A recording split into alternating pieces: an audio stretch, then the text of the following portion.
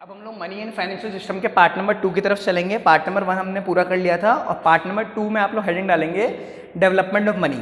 इसमें development money की कैसे कैसे जो आज हम मनी यूज़ करते हैं, पेपर मनी, कॉइन्स वगैरह जो हमें प्रचलन में है, वो कैसे उनका डेवलपमेंट हुआ, वो कैसे हम वहाँ तक पहुँचे। तो इसमें आप लोग लिखेंगे ऑल द स्कॉलर्स, बिल्कुल लास्ट लाइन है इस पैराग्राफ की आपकी, all the scholars agree that the barter system was the first step which led to eventual development of money. All the scholars agree that the barter system was the first step which led to eventual development of money। सब scholar ये मानते हैं कि barter system पहले चलता था, barter system की खामियां, लिमिटेशन की वजह से मनी एग्जिस्टेंस में आई। अब बार्टर सिस्टम क्या होता था, आप लोग हेडिंग डालेंगे ए, इसमें बार्टर सिस्टम, ए हेडिंग डालेंगे बार्टर सिस्टम। देखिए बार्टर सिस्टम ये होता है, जैसे फॉर एग्जांपल आज मैं हूँ, मेरी बुक्स की दुकान है ना, और आप लोग हैं, आप लोगों की मोबाइल की शॉप रख लेते हैं ना। कोई एक पर्सन ए मोबाइल बेचता है, बी बुक्स बेचता है। तो देखिए पहले मनी नहीं हुआ करती थी, तो एक्सचेंज पे काम चल रहा था। जैसे मोबाइल वाला बुक वाले से बुक ले लेगा और बुक वाला मोबाइल वाले से मोबाइल खरीद लेगा। अब इसमें कितनी गड़बड़ें हैं। पहली बात तो एक बुक की वैल्यू एक मोबाइल के बराबर नहीं होती, और दूसरी बात चलिए मैं मानूँ कि एक बुक की वैल्यू एक मोबाइल के बराबर नहीं होती, तो कितने बुक की वैल्यू कितने मोबाइल के बराबर होती, ये भी तो नापना, मेजर करना बहुत मुश्किल था, क्योंकि कोई कॉमन मेजर नहीं था। दूसरा सबसे बड़ी बात कि मुझे जिस समय मोबाइल चाहिए, क्या दूसरे पर्सन को बुक चाहिए, ये जरूरी है क्या। जैसे मान ली मुझे मोबाइल वाले से मोबाइल चाहिए, अब उससे को मैं बुक एक्सचेंज करना चाहूंगा, लेकिन उसको बुक चाहिए ही नहीं। तो बहुत खामियां थी बार्टर सिस्टम में, एक्सचेंज सिस्टम में। इस वजह से मनी का एवोल्यूशन हुआ, कॉमन मेजर लाना बहुत जरूरी था जिसमें हर चीज को नापा जा सके। तो बार्टर सिस्टम में आप लोग लिखेंगे in this system goods and services are traded exclusively for exchange of goods and services। In this system goods and services are traded exclusively for exchange of goods and services। के लिए goods and services exchange किए जाते थे। फिर इसकी कुछ difficulties हैं, आगे लिखेंगे in the barter system the difficulties of double coincidence were found. The difficulties of, third line में आप लोगों के, the difficulties of double coincidence were found.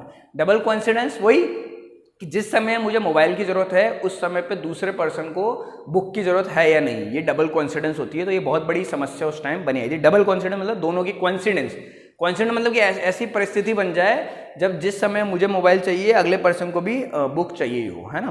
तो वो सबसे बड़ी बात थी। फिर इसमें लिखेंगे double coincidence means if a person wants to buy something from another person. Double coincidence means if a person wants to buy something from another person, sorry something other person has, मुझे कोई ऐसी चीज चाहिए जो दूसरे person के पास है। He should also have something that is needed by that other person. He should have also have something that is needed by other person. जैसे मान लीजिए कि मेरे को मोबाइल लेना है मोबाइल वाले से, अब मोबाइल वाले को बुक नहीं चाहिए, उसको तो मान लीजिए बैग चाहिए, उसको बैग चाहिए, तो मेरे पास बैग ही नहीं है देने को, तो वो मेरे को मोबाइल देगा ही नहीं। कि मेरे पास तो आपको देने के लिए मोबाइल है, लेकिन आपके पास मुझे देने के लिए क्या है, एक्सचेंज करने के लिए कमोडिटी आपके पास तो मुझे है ही नहीं, तो मैं वो मोबाइल के लिए बैठा रह जाऊंगा, मेरे को मोबाइल लेने के लिए मिलेगा ही नहीं कोई।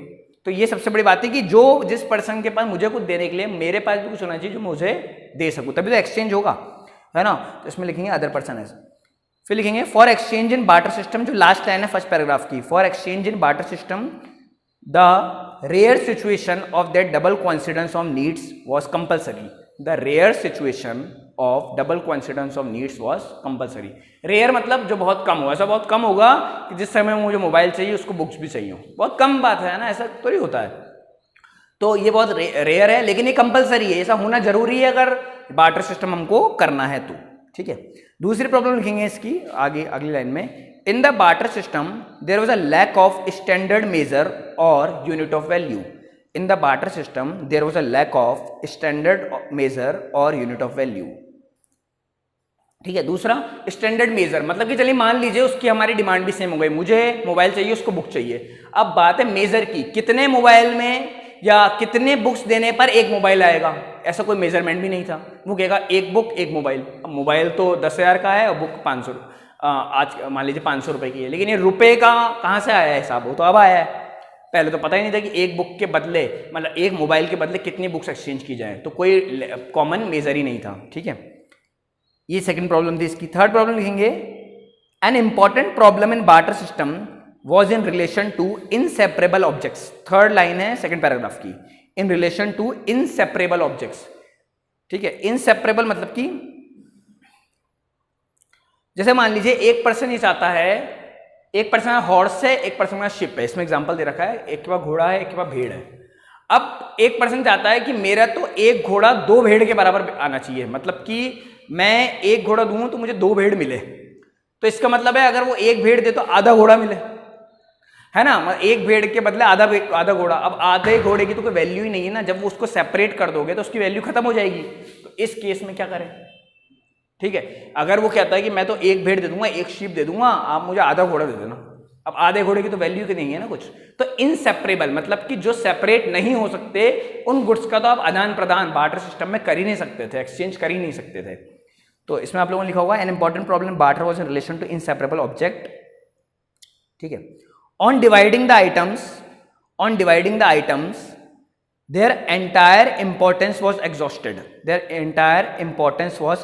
exhausted मतलब खत्म हो जाना, exhausted, exhausted, full stop. Due to these limitations in the barter system,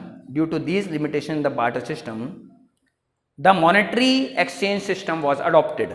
Due to these limitations in the barter system, the monetary exchange system was adopted. monetary system लाया गया, मनी का सिस्टम लाया गया। Second लिखेंगे metal money. अब पहले money शुरुआत में कैसे लाई गई, लोगों को पता नहीं था, तो मेटल मनी लाई गई। बहुत सारे राजाओं द्वारा मेटल के सिक्के, तांबे के सिक्के, दूसरे मेटल के सिक्के लाए गए, तो metal money. The object currency was replaced by metal currency. जो ऑब्जेक्ट करेंसी ऊपर चल रही थी, चीजों का आदान प्रदान हो रहा था, उसकी जगह कौन सी करेंसी आ गई? The object currency was replaced by metal currency आई, है ना, मेटल करेंसी। फिर फुल स्टॉप लगा लिखेंगे transfer of metal currency was not convenient. Transfer of metal currency was not convenient. Second last third line पे आएंगे, है ना, पैराग्राफ की। Transfer of metal currency was not convenient. Its production was more costly and it was not possible to meet the growing requirement of the currency with metal currency. Its production was costly and it was not possible to meet the growing requirement of the currency with the metal currency. पहली बात तो मिल गया होगा आपको लोगों को, ये metal currency में लास्ट लाइन थी। पहली बात तो मेटल का बनाना ही, उसका प्रोडक्शन ही बहुत कॉस्टली था, बहुत महंगा पड़ता था। फिर आप मेटल के कितने सिक्के बनाओगे, है ना, इसकी लिमिट ही तो रही। आपको मनी बाजार में उतारनी है तो करोड़ों सिक्के बनेंगे, तो इसका प्रोडक्शन बहुत ही ज़्यादा ग्रोइंग डिमांड के साथ मीट ही नहीं कर पा रहा था, है ना। फिर कॉस्ट महंगा भी था मेटल, तो इसको भी आके बंद कर दिया गया। फिर सी लिखेंगे पेपर करेंसी, जो आज हम यूज कर रहे हैं। सी लिखेंगे paper currency. Due to the limitations of metal currency, paper currency was developed. Due to the limitations of metal currency, paper currency was developed. Paper currency is free from all the defects which were in the metal currency. Paper currency is free from all the defects which were in metal currency. The production of paper currency is cheap and its transfer is also very convenient. The production of paper currency is very cheap and its transfer is also very convenient. Paper को छापना, paper currency को छापना बहुत सस्ता था और transfer भी करना उसका बड़ा कन्वीनियंट था, आसान था। तो इसलिए आज हम पेपर करेंसी को अडॉप्ट कर लिया हमने, मेटल करेंसी और बार्टर सिस्टम को बंद कर दिया। कन्वीनियंट की स्पेलिंग CONVENIENT मिल गई हो आपको पेपर करेंसी वाले टॉपिक में, थर्ड लाइन में पहला वर्ड है। ठीक है, तो ये आपका डेवलपमेंट ऑफ मनी पूरा होता है। कैसे बार्टर सिस्टम ने शुरुआत की तो हम कहाँ के रुके, पेपर करेंसी पे। उसके बीच में मेटल करेंसी भी आई, लेकिन वो ये फेल हो गई। ठीक है, बार्टर सिस्टम तो फेल हुआ ही से, उसकी हमने कमियां लिखी। ये क्वेश्चन आ सकता है लिमिटेशन ऑफ बार्टर सिस्टम, कि बार्टर सिस्टम क्यों बंद किया गया। तो जो मैंने आपको बार्टर सिस्टम का पैराग्राफ लिखा है उसमें 3 लिमिटेशन उसकी लिखाई है। डबल कॉन्सिडेंस, दूसरा स्टैंडर्ड मेजर ऑफ वैल्यू नहीं था, और तीसरा इनसेपरेबल, जिनको आप अलग नहीं कर सकते उनका क्या करोगे, है ना, उन गुड्स को कैसे बांटोगे। तो ये चीज़ है ना। तो ये हम लोगों का पार्ट नंबर 2 भी खत्म हो जाता है। Thank you.